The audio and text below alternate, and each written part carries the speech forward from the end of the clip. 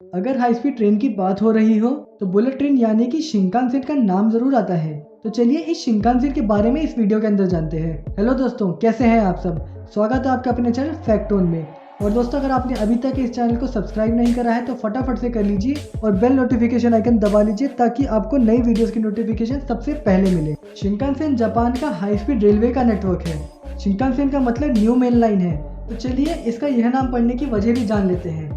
पहले जापान में हर जगह पर नैरो गेज की ट्रैक की ट्रेन चलती थी और जापान में बहुत सारे माउंटेन्स थे जिसकी वजह से रेलवे ट्रैक्स को काफ़ी ज़्यादा कर्व से मुड़ना और गुजरना पड़ता था और कर्व्स पर नैरो गेज की ट्रेन स्पीड काफ़ी कम करनी पड़ जाती थी और इसी कारण से ट्रेन जर्नी लंबी और लंबी होने लग गई।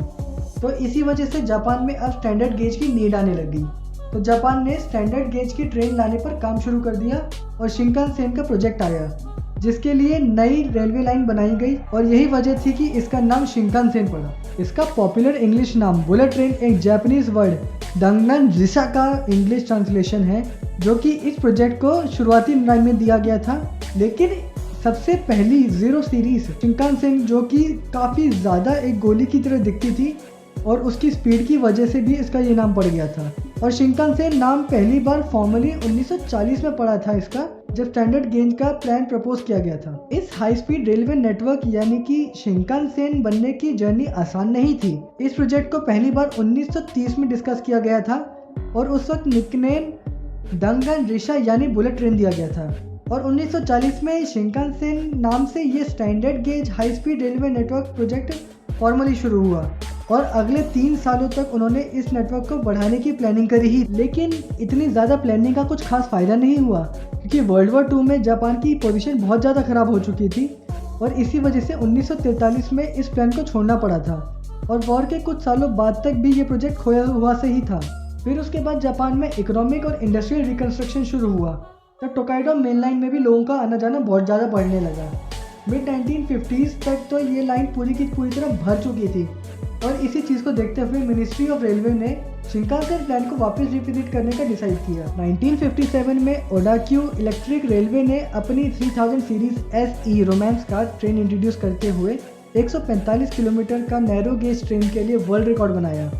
इस ट्रेन की सक्सेस ने डिज़ाइन को और भी ज़्यादा सेफ और फास्ट कर दिया जिसकी वजह से स्टैंडर्ड गेज की ट्रेन को बनाने का कॉन्फिडेंस दिया गया और इस तरह से रोमांस कार की सक्सेस पर पहली जीरो सीरीज शिंकानसेन बनी। पहली शिंकानसेन की सक्सेस के पीछे 2 ही लोगों का बहुत बड़ा रोल था जिसमें एक हिडेयोशिमा थे जो कि इस प्रोजेक्ट के चीफ इंजीनियर और डिजाइनर थे और दूसरे व्यक्ति जापानीज नेशनल रेलवे के शिंजिन सोगो थे जो कि वहाँ के प्रेसिडेंट थे और उन्होंने इस प्रोजेक्ट के अंदर कोई भी पॉलिटिकल रुकावट नहीं आने दी। दिसंबर 1958 में शिंकानसेन को गवर्नमेंट अप्रूवल मिल गया और अप्रैल 1959 में टोक्यो और ओसाका के बीच टोकाइडो शिंकानसेन का काम शुरू हो गया था। 1 अक्टूबर 1964 में जब टोक्यो ओलंपिक्स चल रहा था उस वक्त पहली जीरो सीरीज शिंकानसेन सर्विस में आ गई थी और टोक्यो से ओसाका की जिस ट्रेन जर्नी में पहले 6 घंटे 40 मिनट लगते थे उस जर्नी को शिंकानसेन ने बस 4 घंटे में ही पूरा कर लिया और 1965 तक के टाइम आते आते ये समय घट करके 3 घंटे 10 मिनट तक हो गया। पहली जीरो सीरीज शिंकानसेन ट्रेन शुरुआत में 210 किलोमीटर की स्पीड से चलती थी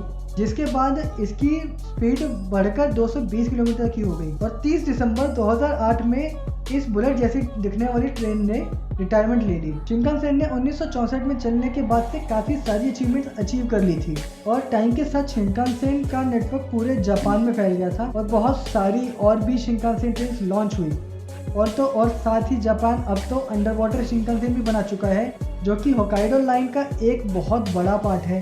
इसमें से ट्रेन सी लेवल के 240 मीटर नीचे चलती है जो कि 23 किलोमीटर तक जाती है। 2014 से शिंकानसेन 320 किलोमीटर प्रति घंटा तक की स्पीड में चल रही है और इनकी SC मागलेव ने तो 603 किलोमीटर की स्पीड अचीव करके वर्ल्ड रिकॉर्ड भी बना दिया है। 1964 से अब तक शिंकानसेन का हाई स्पीड रेलवे नेटवर्क इतनी तरक्की कर चुका है और इतने सालों में भी इतने बड़े हाई स्पीड रेलवे नेटवर्क की तरक्की के बीच में एक भी कैजुअलिटी नहीं आई है और अब शिंकानसेन पूरी तरह सेफ और फास्टेस्ट ट्रेन बन चुका है। तो दोस्तों, कैसा लगा आपको इस ट्रेन के बारे में जानकर और क्या आप इस ट्रेन में वापस जाना चाहेंगे?